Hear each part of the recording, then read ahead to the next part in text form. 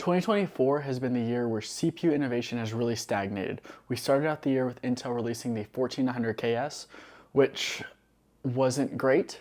And then we had Zen 5%, which gave you 5% more performance over their last gen parts, while the 7000X3D was still the king of AMD. But finally, the successor to AMD's fastest CPU, the 9800X3D, is here, and it's claiming to be the fastest gaming CPU ever, beating the previous king, the 14900KS. I know, most people are going to say the 7000X3D was the previous gaming king, but look, if you are an overclocker, the 14900KS was the obvious answer. It performs so much better than the 7000X3D. Unlike the previous Zen 5 CPUs that I did review earlier this year, I reviewed the 9700X. This isn't just a slight kind of architecture improvement. There are some great under the IHS improvements that do make a massive difference in gaming. The first thing, and this is something that any overclocker or any fan of the channel will care about, and that is that the CPU is finally unlocked. We can finally change the multiplier on this CPU and not have to deal with PBO. PBO is great, and I think that is an amazing thing that allows you to get higher performance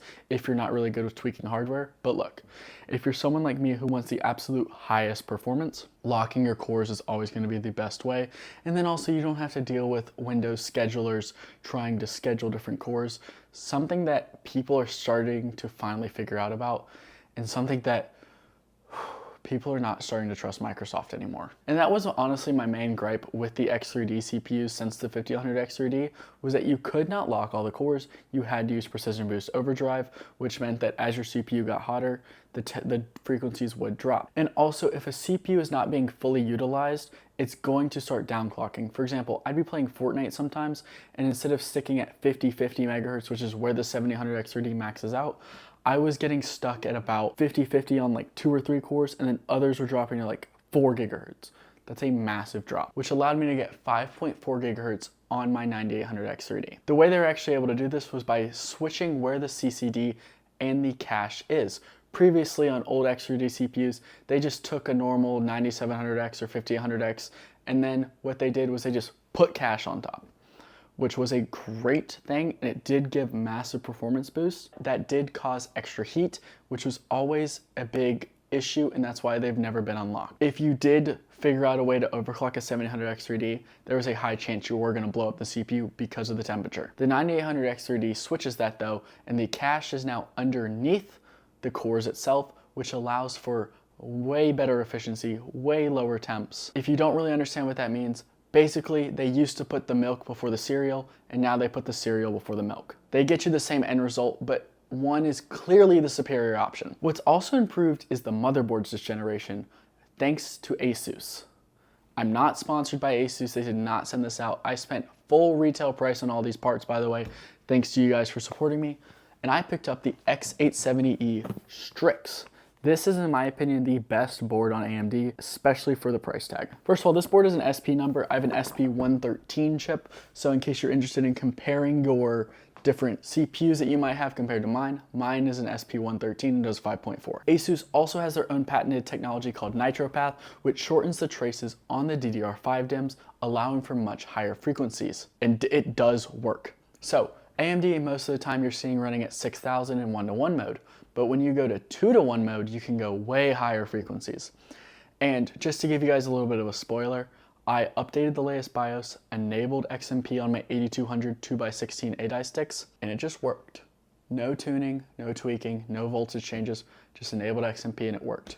So I will be doing testing on that, so make sure that you are subscribed for that. For this video, I will be testing at 6200 CL28, 2200 FCOK, which is 100% stable. And unlike other videos that you might be watching, I do not care about power efficiency, I don't care about temperatures, I care about raw performance in esports titles. That's all I'm testing, that's all I'm looking forward to. We compared my 9800X3D running at 5.4 gigahertz all-core at 6200 C28, 2200 FCOK, against my 14900KS, which is running at 2x24, 8400 megahertz CL38, direct died at 5.7 gigahertz, 4.5 on the E-cores, 4.9 on the Ring. I'm doing this just as a precaution because I'm not comfortable with the voltage for 5.9. I did mention this in my 265K review as well. And then my 7800X3D is running PBO, which tries to keep it at 50/50 as much as possible. Thank you, Microsoft, for your amazing scheduler. And then we're running at 6000 CL30 on the RAM and 2000 FCLK. This is your bog standard 7800X3D, nothing really special about it. So any performance boost is going to be welcome though. All benchmarks were done at 1080p low. We're showing that CPU performance as well as that esports competitive FPS that we care about. Starting out with Shadow of the Tomb Raider, this is an AMD biased title, so this is not something that we really care about Intel at all. The 1400KS is obviously going to lose. You got to expect that if you're running this benchmark, Intel isn't going to be what you're going to want to use. But looking at the 7800X3D to the 9800X3D, the generational improvements are massive. We are getting 7% higher FPS on the average, which is very nice. But more importantly, we're getting 17% higher FPS in the CPU lows, which is a big, massive thanks to locking the cores.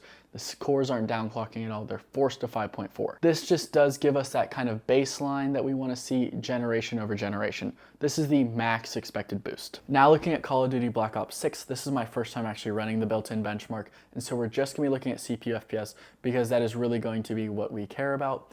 The 7800X3D is about 3% slower than the 9800X3D in the averages, and the 1400KS is 12% slower, which is massive. AMD is destroying the other two CPUs on the lows, the 9800X3D, which does show that when AMD finally did some proper engineering, they can really make a good product, something that I did not expect for a while. So good job, AMD. This is the best CPU for Call of Duty. Fortnite performance mode is in DX11 was used, and this is for the highest FPS using a creative benchmark map. The averages are all over 1000 FPS, so the difference is going to be minimal in actual feel of the games. But the lows were within margin of error of the two X3D chips, while the 1400KS is 10% slower, which is massive. A lot of people are thinking, oh, like the FPS is such high already.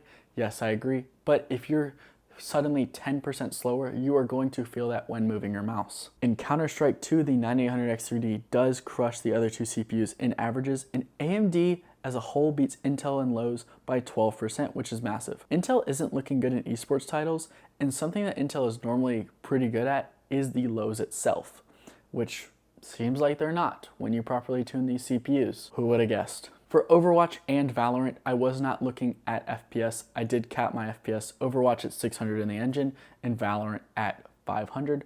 But what I did care about though was the actual render latency, the full PC latency, and they were within 0.1 milliseconds of each other. I mean, it really doesn't matter, honestly. Like, can you notice 0.1 milliseconds? No.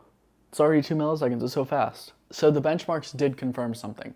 This is the fastest CPU for gaming, and this is the CPU that I will be daily driving. I've always daily driven the fastest CPU. Previously for me, that was the 1400KS. This is my first time in 4 years that I will not be using an Intel CPU in my main daily rig. So this will be a massive switch up, but I am looking forward to using it.